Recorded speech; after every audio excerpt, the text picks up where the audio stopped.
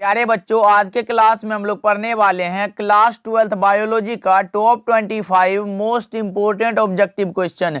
ये 25 ऑब्जेक्टिव आपके बोर्ड परीक्षा में हर एक बार पूछे जाते हैं, तो आज के क्लास को आप सभी ध्यान से देखिएगा और इन सारे प्रश्नों को आप अच्छे से याद कर लीजिएगा। ओके, चलिए क्लास को स्टार्ट करते हैं। उससे पहले अगर आप इस चैनल पर नए जुड़ रहे हैं तो सब्सक्राइब करके ऑल नोटिफिकेशन को ऑन कर लीजिएगा, जिससे कि जब भी क्लासेस होगी तो नोटिफिकेशन आपके फोन तक चला जाएगा। ओके, देखिए पहला नंबर सवाल आपके सामने है। आप चैट सेक्शन में सही सही आंसर लगाते चलो और अच्छे से याद भी करते चलना। देखिए क्या कह रहा है, जब संतति की उत्पत्ति एकल जनक द्वारा होती है तब यह क्या कहलाता है।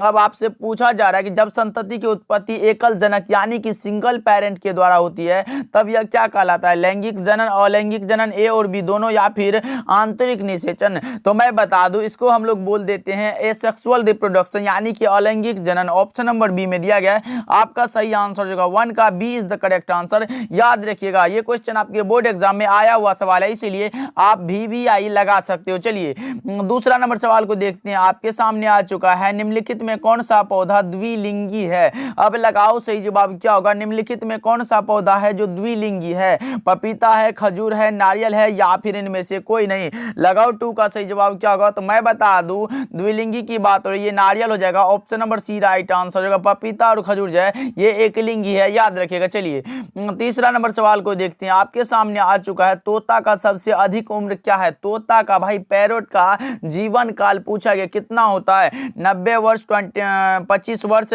500 वर्ष, या फिर 140 वर्ष। तो मैं बता दूं 3 का जो सही आंसर होगा वो हो जाएगा 140 वर्ष। ऑप्शन नंबर डी में दिया गया है, राइट आंसर होगा 3 का D is the correct answer, याद रखिएगा। चलिए चौथा नंबर सवाल को देखते हैं। आपके सामने आ चुका है, भाई ये तो क्वेश्चन बहुत ही ज्यादा इंपॉर्टेंट है, याद रखिएगा। यीस्ट में प्रजनन मुख्यतः किसके द्वारा होता है। यीस्ट में जो प्रजनन होता है वो किसके द्वारा होता है, मुकुलन के द्वारा होता है, विखंडीकरण के द्वारा होता है, परागन के द्वारा होता है, या फिर इन सभी के द्वारा होता है। तो यीस्ट में जो प्रजनन होता है वो मुकुलन के द्वारा यानी कि बडिंग के द्वारा होता है। Option number A right answer हो जाएगा, 4 का ए इज द करेक्ट आंसर, याद रखना आपसे भी। चलिए नेक्स्ट सवाल की ओर बढ़ते हैं। पांचवा नंबर सवाल आपके सामने है, और अभी तक आप लोगों ने इस क्लास को लाइक नहीं करा है तो जरूर करो भाई, क्योंकि हम आपके लिए ऐसे ही इंपॉर्टेंट क्वेश्चन लाते हैं, थोड़ा मेहनत करते हैं, तो थोड़ा आप भी इस क्लास को लाइक कर दीजिएगा और अपने दोस्तों के पास भी शेयर करिएगा। ओके, देखिए पांचवा नंबर सवाल आपके सामने है, द्विनिषेचन का परिणाम होता है, क्या होता है, बीजपत्र होता है, बीजांड का होता है, भ्रूणपोष होता है, या फिर भ्रूण होता है। तो मैं बता दूं 5 का जो सही आंसर होगा वो हो जाएगा भ्रूणपोष। Option number C right answer होगा, द्विनिषेचन का परिणाम भ्रूणपोष होता है, याद रखिएगा। चलिए नेक्स्ट सवाल की ओर बढ़ते हैं। 6 नंबर सवाल देखिए, भ्रूणपोष का क्या कार्य होता है। भ्रूणपोष का भाई कार्य क्या है ये बताना है आपको। यह होता है भ्रूण को पोषण देना। क्या भ्रूणपोष, भाई नाम से ही पता चलता है भ्रूण को पोषण देना। Option number B right answer हो जाएगा, 6 का B is the correct answer, आप याद रखिएगा। चलिए 7 नंबर सवाल को देखते हैं। भ्रूण क्या है। भ्रूण भाई क्या है, द्विगुणित है, अगुणित है, त्रिगुणित है, या फिर इनमें से कोई नहीं। लगाओ सही जवाब क्या होगा 7 का। तो मैं बता दूं इसका जो राइट आंसर होगा वो हो जाएगा ट्रिप्लॉइड यानी कि त्रिगुणित होता है। Option number C right answer हो जाएगा, आप याद रखिएगा। चलिए 8 नंबर सवाल को देखते हैं।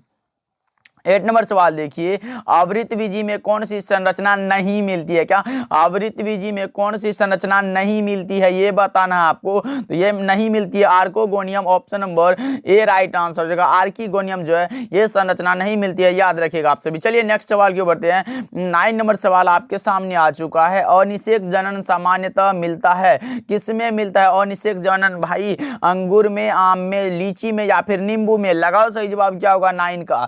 तो मैं बता दूं इसमें जो है ग्रेप्स में जो है अनिषेक जनन मिलता है। Option number A right answer हो जाएगा, 9 का ए इज द करेक्ट आंसर, आप याद रखिएगा। चलिए 10 नंबर सवाल देखिए आपके सामने, और कितना ज्यादा इंपॉर्टेंट क्वेश्चन है। निषेचन की खोज किसने की थी, बताओ जी। फर्टिलाइजेशन की खोज जो की थी वो किसने की थी, नवास्टिन ने, स्ट्रासबर्गर ने, ल्यूवेनहॉक ने, या फिर रॉबर्ट हुक ने। 10 का सही जवाब बताओ आप सभी। तो इसका राइट आंसर हो जाएगा स्ट्रासबर्गर ने। Option number B right answer हो जाएगा, 10 का B is the correct answer, याद रखिएगा। चलिए 11 नंबर सवाल देखिए आपके सामने आ चुका है। एक स्वस्थ महिला के पूरे जीवन काल में क्या, एक स्वस्थ महिला के पूरे जीवन काल में उत्पन्न कुल अंडों की संख्या कितनी होती है। अब लगाएंगे सही जवाब, क्या होगा कि एक स्वस्थ महिला के पूरे जीवन काल में उत्पन्न कुल अंडों की संख्या कितनी होती है, तो 400। Option number B right answer हो जाएगा। 11 का B is the correct answer. याद रखिएगा भाई, बहुत ही ज्यादा इंपॉर्टेंट क्वेश्चन है। चलिए 12 नंबर सवाल देखिए आपके सामने, मानव मादा में गर्भकाल होता है कितना दिन का होता है भाई, 30 दिन होता है, 90 दिन होता है, 9 माह होता है या फिर 7 माह होता है। तो इसका राइट आंसर हो जाएगा 9 माह। आपको भी पता होगा, ऑप्शन नंबर सी लगा लो, 12 का C is the correct answer. चलिए 13 नंबर सवाल देखिए आपके सामने आ चुका है, जनसंख्या अधिक होने से क्या होता है।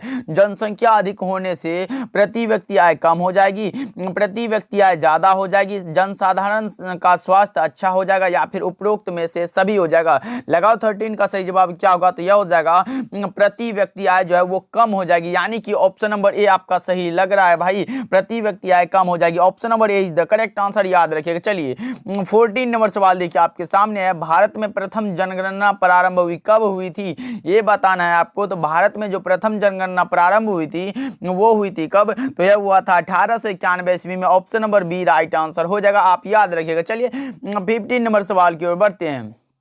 15 नंबर सवाल देखिए, परिवार नियोजन कार्यक्रम कब प्रारंभ किया गया था। परिवार नियोजन कार्यक्रम जो है वो कब प्रारंभ किया गया था, बताओ सही जवाब क्या होगा। और अपने दोस्तों के पास भी भाई शेयर करते चलो आपसे भी, क्योंकि आज जो है हम लोगों का ये विद्यानंद का फैमिली 7000 होने वाला है भाई, याद रखना। और अपने दोस्तों के पास भी शेयर करना। और अभी तक आप लोगों ने क्लास को लाइक नहीं किया भाई, क्या कर रहे हो, क्लास को जरूर से लाइक करना। देखो 15 नंबर सवाल क्या कर रहा है, परिवार नियोजन कार्यक्रम कब प्रारंभ क्या था ये बताना आपको। तो 15 का सही जवाब मैं बता रहा हूं 1951 ईस्वी में। ऑप्शन नंबर डी आपका राइट आंसर हो जाएगा। चलिए नेक्स्ट सवाल की बढ़ते हैं। 16 नंबर सवाल देखिए आपके सामने आ चुका है, जनसंख्या पर निबंध लिखा गया किसके द्वारा लिखा गया था, लगाओ सही जवाब क्या होगा। तो मैं बता दूं, जनसंख्या पर निबंध जो लिखा गया था वो लिखा गया था माल्थस के द्वारा, यानी कि ऑप्शन नंबर सी आपका राइट आंसर हो जाएगा। 16 का सी लगा रहे हो आप, तो आपका भी सही आंसर है। चलिए 17 नंबर सवाल को देखते हैं आपके सामने आ चुका है, एक संकर का जीनोटाइपिक अनुपात क्या है भाई। एक संकर का जीनोटाइपिक रेशियो पूछा गया, क्या होता है ये बताना है आपको।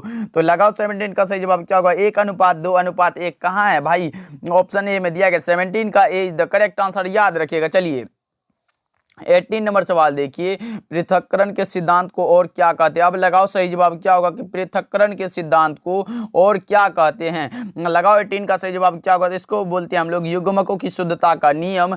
कहाँ है, ऑप्शन नंबर सी में दिया गया है, राइट आंसर हो जाएगा। 18 का C is the correct answer, याद रखिएगा। चलिए 19 नंबर सवाल देखिए आपके सामने, मेंडल ने कितने लक्षणों का अध्ययन किया। इसको तो भाई रट लो कि मेंडल ने 7 लक्षणों का अध्ययन किया था। ऑप्शन बी राइट आंसर हो जाएगा। 19 का B is the correct answer, आप याद रखिएगा। चलिए 20 नंबर सवाल को देखते हैं, डीएनए कूटक्रम कहलाते हैं, क्या कहलाते हैं भाई, डीएनए कूटक्रम क्या कहलाता है ये बताना आपको।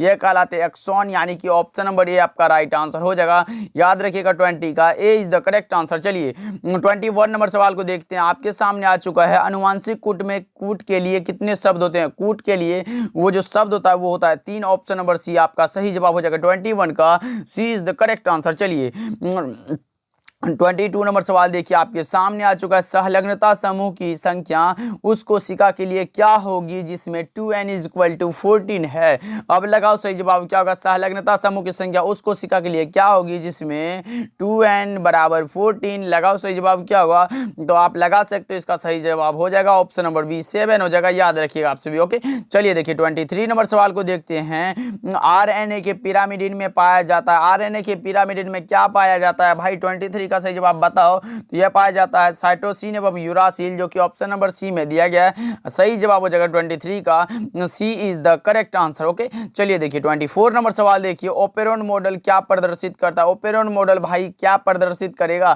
तो यह प्रदर्शित करता है रेगुलेशन ऑफ जीन, यानी कि जीन का regulation. Option number C right answer हो जाएगा। 24 का C is the correct answer, याद रखिएगा। और यह क्वेश्चन आपके बोर्ड एग्जाम में आया हुआ सवाल है, इसीलिए याद रखिएगा।